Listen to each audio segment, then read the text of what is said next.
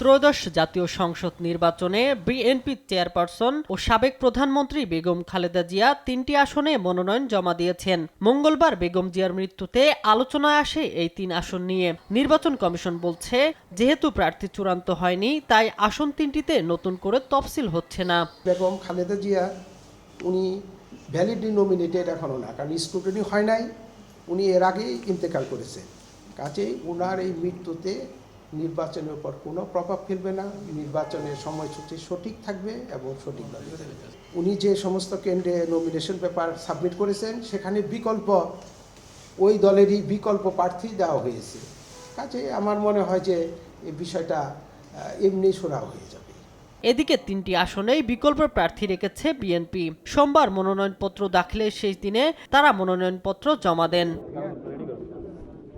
ফেনী ১ আসনে বিকল্প প্রার্থী হিসেবে মনোনয়নপত্র জমা দেন ঢাকা মহানগর দক্ষিণ বিএনপির আহ্বায়ক রফিকুল আলম মজনু। জানান, বেগম জিয়ার এই আসনটিকে বিজয়ী করতে সব ধরনের প্রচেষ্টা অব্যাহত রাখবেন তিনি। আমাদের দলের চেয়ারপারসন এই আসনটি তিনি অতীতে বহুবার নির্বাচন করেছেন, এখানে বিপুল ভোটে তিনি বিজয়ী হয়েছেন।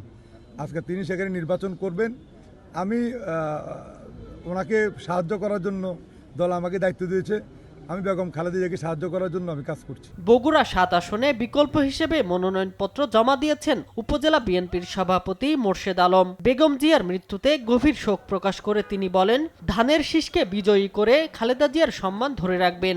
এই জনগণকে, যেহেতু আমি বিকল্প প্রার্থী, এই জনগণকে যে আমি কিভাবে আগলে রাখবো, আমার মা যেভাবে জনগণকে, গাবতলীর মানুষকে যেভাবে ভালোবাসছে, এটা আমার উপর যদি দায়িত্ব আসে, তাহলে আমার এর মা যে দায়িত্ব পালন করেছে, ইনশাল্লাহ আমি সেই দায়িত্ব পালন করব।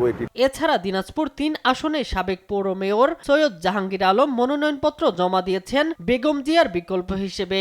মন থেকে খুশি মনে আমরা ওনার জন্য এইখানে কাজ করব।